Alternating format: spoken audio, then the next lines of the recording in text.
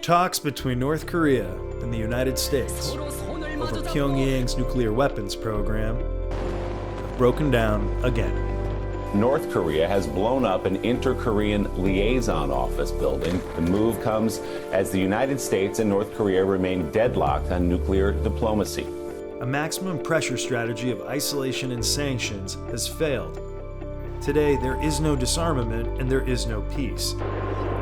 But the risks of catastrophic war on the Korean Peninsula are accelerating. A war between the US and North Korea would put 30,000 US soldiers in harm's way immediately. A projected death toll approaching 300,000 within the first few days. If nuclear weapons were used, millions could die. Both Democratic and Republican administrations have been trying to convince North Korea to give up its nuclear weapons for years. But the strategy is flawed, because these attempts at diplomacy have happened in the context of a war that never ended. The Korean War was only ever halted, with no peace agreement, just an armistice for 70 years.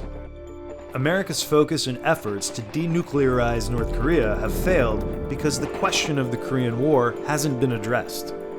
If war is the impediment, then pursuing an end-of-war declaration should be the first step to get to peace. Many people talk about they want a denuclearized peninsula, and certainly that's great. That's a great objective to have.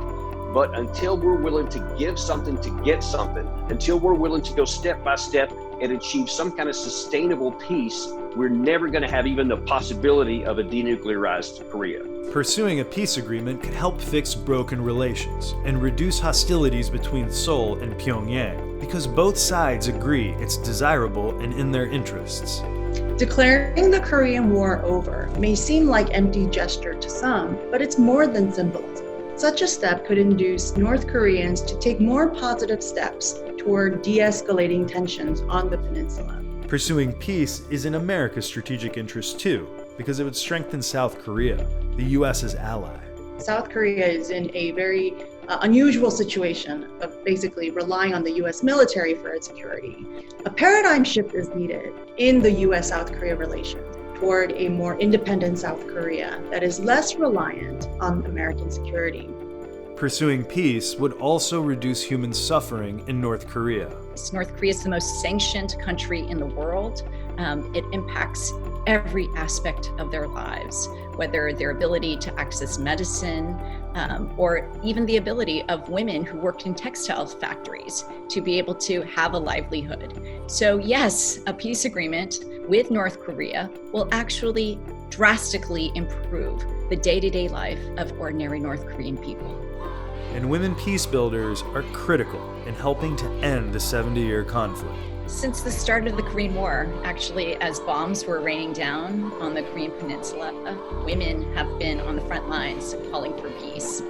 We have an essential voice. We have a critical voice that is absent right now, that is beyond just talking about nuclear weapons or missiles. Yes, these are things that impact everybody, but there are other ways that women are being impacted right now that need our perspective to ensure that a peace agreement is signed, but also one that truly leads to peace and security for everyone. If the US chooses to keep the same approach that's failed, the costs will keep piling up, and the risk of catastrophic war will remain an ever-present reality. A peace agreement could open another path to negotiations for nuclear disarmament on the Korean Peninsula. And in the US, there's growing congressional support for pursuing peace. It's time to end the Korean War and get to a peace agreement.